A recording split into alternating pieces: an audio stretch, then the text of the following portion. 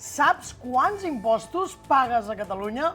Perquè estic completament segur que estàs ben cansat i t'indigna moltíssim no parar de treballar per pagar, pagar i pagar.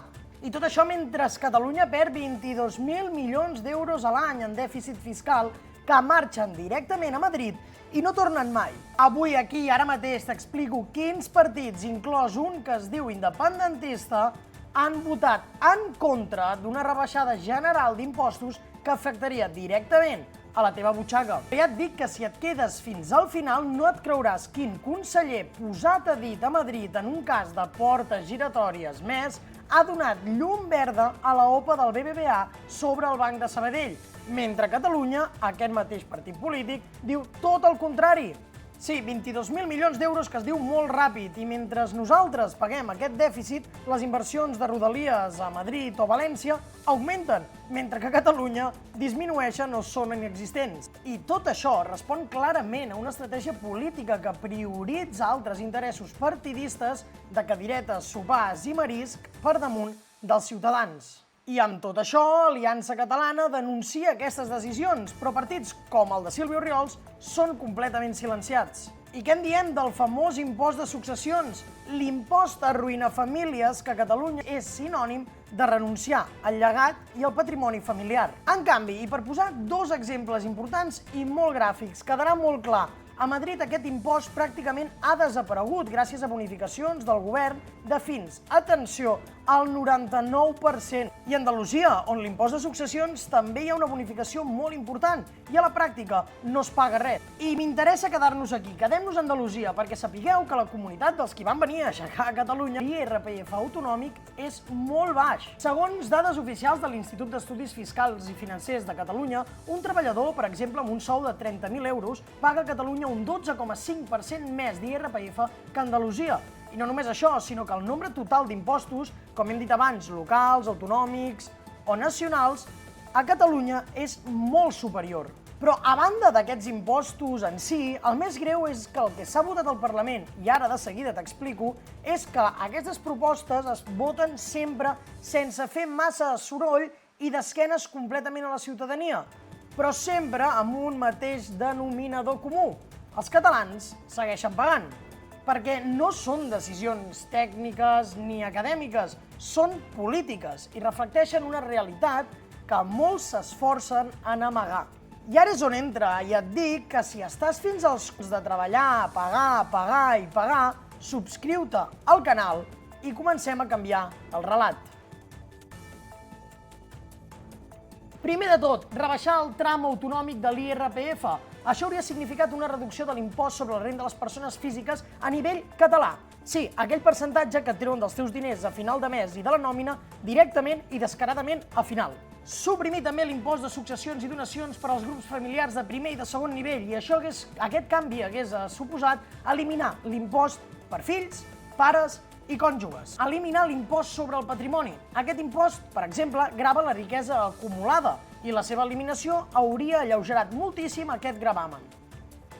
Revisar a la baixa l'impost sobre transmissions patrimonials, l'ITP, que segons els copaires i no tan copaires penalitza l'accés a l'habitatge. Aquesta revisió, per exemple, hauria facilitat l'adquisició de propietats. Seguim, suprimir els impostos i taxes propis i necessaris i duplicats. I aquest punt buscava simplement simplificar el sistema fiscal català que presenta moltíssimes duplicacions d'impostos que no tenen cap mena de sentit. I atenció, perquè totes aquestes propostes i aquesta baixada general d'impostos van ser rebutjades, prenem a nota, amb els vots en contra de partits com els socialistes del PSC, Esquerra Republicana de Catalunya, els comuns, la CUP. Fins aquí, cap sorpresa. Però atenció, perquè van votar-hi en contra Junts per Catalunya.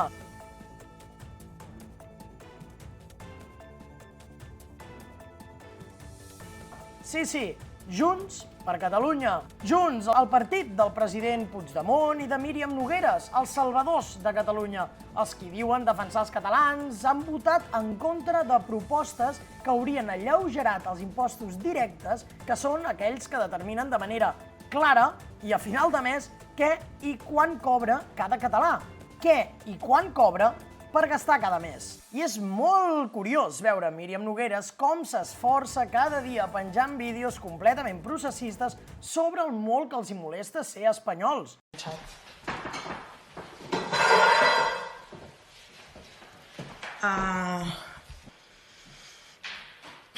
Sí, yo simplemente una curiosidad, ¿por qué ha separado la bandera de España? Pues está muy cerca. ¿Y la europea? Esta no está tan cerca y Ah, no queda está muy tan chula. cerca. Y la España la mueve hacia allá. ¿Pero La le hemos tiene algún apartado, odio o lo la ha hemos hecho por apartado algo? un poquito. No, me representa mucho más esta bandera que esta.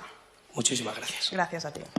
Però a l'hora de votar en contra dels catalans sempre tenen el vot pensant en els diners i el peix al cove. Creus que Junts per Catalunya encara és un partit independentista o que la seva dependència de Madrid els posa directament en l'àmbit d'actuació més espanyolista?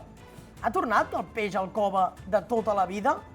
Com sempre, et llegeixo els comentaris i fem una mica de debat. És ben bé que el vot a favor de Catalunya i els catalans els dura més o menys 8 segons. Després, processisme. I de moment, i gràcies al seu vot, vol dir que d'aquestes mesures cap es posarà en marxa. Almenys per ara. Però és que si t'ha indignat el que ha fet Junts, t'explico un altre de molt recent que últimament estan que surten. Espera't, perquè al·lucines. El conseller de Junts a la Comissió Nacional del Mercat i la Competència, Pere Soler, va votar a favor de la OPA del BBVA al Banc de Sabadell. Un conseller posat a dit per Junts i que, per cert, era el d'exdirector general dels Mossos d'Esquadra. Visca les portes giratòries! Va votar a favor d'una decisió que beneficia directament els interessos del BBVA i es carrega el sistema financer català. Una decisió que fins i tot el govern socialista espanyolista de Pedro Sánchez ha refusat. Doncs Pere Soler va votar-hi a favor.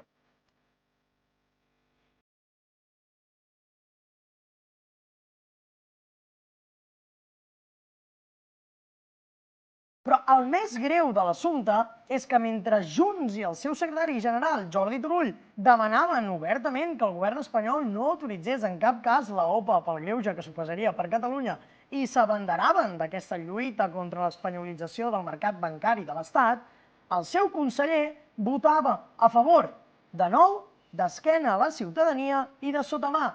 I qui dia passa, any empeny.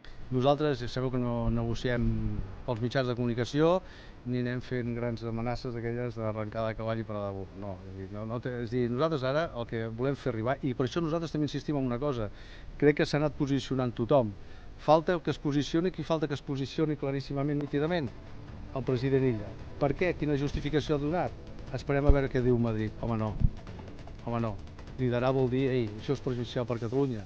Doncs, escolta, ens hi manifestem i pel president de Catalunya sigui l'únic que no s'està manifestant claríssimament en contra i demanant al govern central que no autoritzi aquesta OPA, doncs ens sembla especialment greu, tot i que ja hi estem acostumats. Però jo el que volia deixar clar és el posicionament de Junts per Catalunya perquè no hi hagi el més mínim dubte de quina ha estat la nostra posició abans, ara i durant tot aquest procés. Ara és el moment de la política i el moment de la política s'ha de prendre una decisió. La decisió que nosaltres demanem que es prengui és que no s'autoritzi aquesta OPA.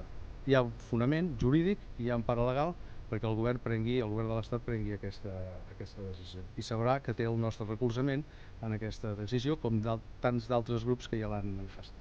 Però és que en aquest vídeo ja vam posar sobre la taula les cartes que fa servir Junts per seguir enganyant a Catalunya i com Puigdemont està en mode pànic. Mira-me'l i em dius què et sembla. Com sempre, les notícies dia a dia al portal web de xcatalunya.cat. Fins aquí i fins aviat.